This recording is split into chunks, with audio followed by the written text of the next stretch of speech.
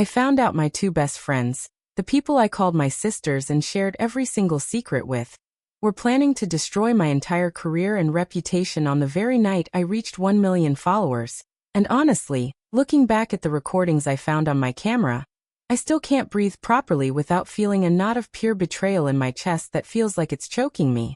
I'm sitting here wondering if I was the one who was too blind to see the snakes in my own circle, or if some people are just born with a black hole where their heart should be, waiting to swallow up anyone who shines too bright or works too hard.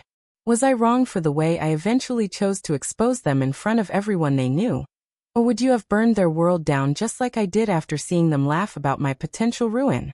Tell me honestly if you would have stayed quiet to save your own dignity, or if you would have gone for the jugular, because I need to know if my reaction was justified or if I became the villain they tried to make me out to be in their twisted little games. It's hard to even start this story because every time I think about the details, my hands start shaking all over again, but I owe it to you guys to tell the truth about what happens behind the scenes of this perfect influencer life. It all started about 3 years ago when I began my journey as a lifestyle influencer, back when I was just a girl with a cheap, flickering ring light and a dream of connecting with people through a screen from my tiny bedroom. I met Sarah and Chloe at a small creator event in a cramped, sweaty studio when we were all just starting out with barely 10,000 followers each. And back then, the bond felt so real because we were all we had in an industry that felt so cold.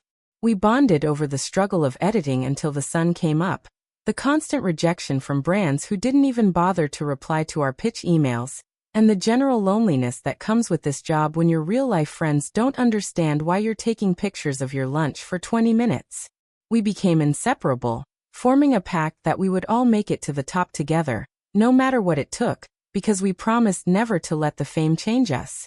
We did everything together: collaborations, travel vlogs, birthday parties, and even shared our deepest insecurities about our bodies, our families, and our bank accounts. When my channel started to take off faster than theirs, I didn't think twice about it because I truly believed that a rising tide lifts all boats, and I wanted them to be right there next to me. I dragged them along with me to every VIP event. I tagged them in every post even when it didn't make sense for my niche, and I introduced them to my personal managers and shared my private brand contacts that I had worked months to secure through networking. I wanted us all to win, and I felt a strange sense of guilt that I was hitting milestones they weren't, so I tried to compensate by being the most generous friend possible, paying for dinners and buying them expensive gifts just to show I cared. But as my numbers climbed toward that golden 1 million mark, the atmosphere started to shift in ways I was too naive to acknowledge at the time.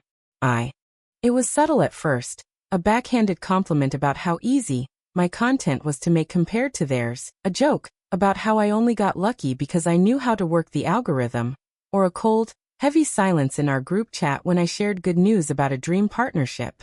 I ignored the red flags because I loved them like family, and I thought they were just going through a rough patch with their own growth. For my 1 million subscriber celebration, I went all out and rented a massive luxury villa with an infinity pool and a view of the city, inviting everyone who had been part of my journey from day one. I paid for every single thing out of my own pocket: the catering, the DJ, the security, and even Sarah and Chloe's flights and custom-made designer outfits, because I wanted them to look and feel as special as I did on my big night. The night before the big party, we were all hanging out in the kitchen of the villa, drinking wine and reminiscing about the old days, but I had to step away to take an urgent business call from my agent. I realized later that I'd left my secondary vlogging camera on the counter, and it had been recording the whole time because I'd been filming a behind-the-scenes preparation clip earlier that afternoon. When I went back to get it after everyone had supposedly gone to bed, the house was quiet and dark, but I saw the small red light blinking on the island. I was about to turn it off and delete the footage to save space, but then I heard my name coming from the kitchen island where Sarah and Chloe were still sitting. The voices I heard weren't the voices of my friends. They were sharp, venomous, and filled with a hatred I didn't know they were capable of feeling toward me. Sarah was saying how nauseating it was to watch me act like I earned any of this success, calling me a talentless, manipulative hack who just knew how to play the victim for views. Chloe was laughing, a sharp, jagged sound that echoed in the empty kitchen, as she detailed how they had already coordinated with a major drama channel to drop a massive exposé during my live stream the next night. They had spent months, not weeks, months, fabricating screenshots, editing my old private voice notes out of context to make me sound like a racist and a bully, and had even sent anonymous, professional-looking emails to my biggest sponsors claiming I was buying fake engagement and botting my views to stay relevant. They weren't just jealous. They were systematic, cold-blooded, and calculated. They were planning to end my entire life's work at the exact moment I was supposed to be celebrating my greatest achievement in front of the whole world. I stood there in the shadows of the hallway, frozen, my heart pounding so hard I thought it would burst through my ribs and collapse my lungs. I felt like I was being suffocated by the very people I had fed, sheltered, and defended for years against other critics. I went to my room, locked the door, and watched the recording over and over again, watching their faces contort with malice as they joked about how I'd be cancelled and crying by midnight the next day. They planned to leak the fake evidence at 9 p.m. sharp, right when I was scheduled to go live to thank my fans and announce my new charity project. I didn't sleep a single second that night. I just sat on the floor, staring at the screen, feeling my soul break into a million pieces while they slept peacefully in the rooms I had paid for. I realized that every hug they gave me for the last year was just a way to see where to plant the knife, and every smile was a mask for the resentment that had been rotting our friendship from the inside out. They wanted to take everything from me, my reputation, my income, my community, just because they couldn't handle seeing me succeed where they had stalled. So that is the absolute, soul-crushing nightmare I found myself in. Betrayed by the two people I trusted most in this world. Sitting on a ticking time bomb that was designed to blow up my entire career on the biggest night of my life. With the undeniable proof of their evil intent right there on my memory card. I was stuck between wanting to scream at them and wanting to just disappear and let them win because the pain was too much to handle. Before I tell you what I did next, because I promise you the revenge was more calculated and devastating than anything they could have ever imagined in their wildest dreams, I want you to pause right now and comment below. What would you have done in my shoes? Would you have confronted them right then and there in the kitchen while they were still laughing? Or would you have played it cool, stayed silent, and waited for the party to strike back with the truth? Give me your honest thoughts, because at that moment, I felt like my whole world was ending and I didn't know if I had the strength to even look them in the eye the next morning without breaking down. I decided right then that I wasn't going to cry anymore. If they wanted a show, I was going to give them the biggest, most expensive performance of their lives. I didn't say a single word that night or the next morning, acting like the same old naive friend they thought I was. I played the part of the happy, oblivious influencer to perfection. Even though every time they touched my shoulder or complimented my hair, I felt like my skin was crawling and I wanted to throw up. I let them help me zip up my expensive dress. I let them toast to my success over a luxury brunch. And I watched them smile for the photographers while I knew they were secretly counting down the minutes until my public execution on social media. The party started, the music was booming, and the villa was packed with hundreds of influencers, industry executives, and members of the press. As 9 p.m. approached, I could see them getting increasingly restless, constantly checking their phones, whispering in the corner, and looking at me with those fake, sympathetic eyes, waiting for the drama channel to post the exposé that would ruin me forever. What they didn't know was that I had spent the entire night and the early morning working harder than I ever have in my life.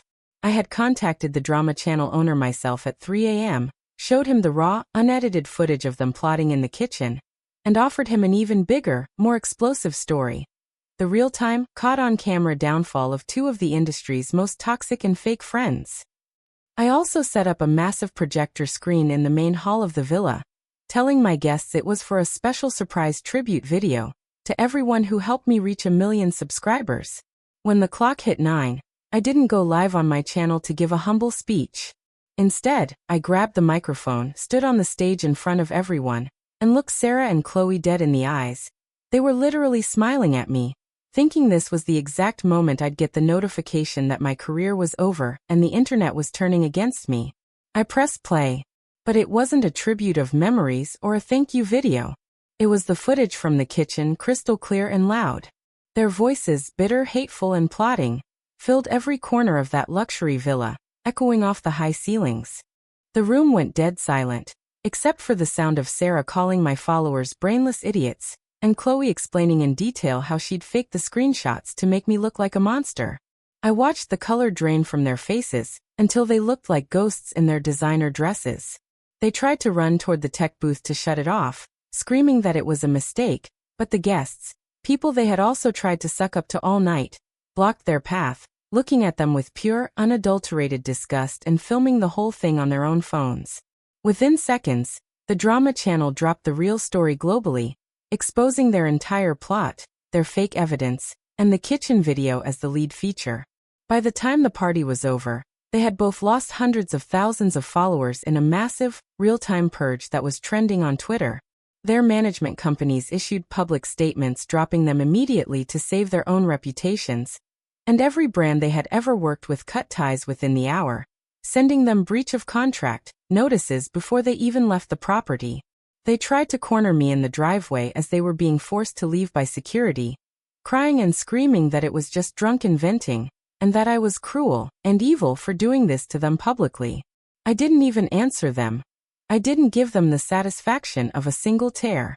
I just stood on the balcony and watched their car pull away into the dark, knowing they would never be welcomed in this industry again. They wanted to destroy my life for a moment of clout and out of pure, petty spite, so I simply gave them the platform and the rope to destroy their own. I'm now over 2 million followers, and the support from the community has been overwhelming. But I've learned the hard way that the people closest to you are often the ones most blinded by the light you worked so hard to create.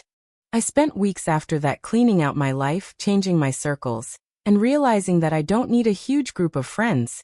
I just need people who are actually happy when I win. The villa is quiet now, and the drama has settled, but the lesson remains branded into my mind. I am stronger than they thought, and I am certainly more prepared than they ever gave me credit for. This whole experience changed me forever, and taught me that your inner circle should be a sanctuary of peace and growth, not a hidden battlefield where you have to watch your back every time you turn around. If you ever feel like you have to hide your success, downplay your achievements, or dim your shine just to keep your friends from feeling insecure or jealous, then those people aren't your friends. They're just spectators waiting in the front row for you to fail, so they can feel better about themselves. It hurts deeply to lose people you considered family, and the betrayal leaves a scar that never quite fades, but I promise you, it hurts a lot more to keep snakes in your bed, and wonder why you keep getting bitten every time you try to sleep. Like this video if you were on my side, and think I did the right thing by turning their own trap against them, and protecting my hard-earned legacy. Subscribe for more stories like this where I expose the dark, hidden side of this influencer industry and the reality of fake friendships, and please share your final thoughts on this whole mess in the comments section. I'm still processing everything that happened, and I'm reading every single one of your messages to help me get through this. Your support means more to me than 1 million subscribers ever could, and I'm so grateful to have a real community that stands for the truth. I'll see you all in the next story.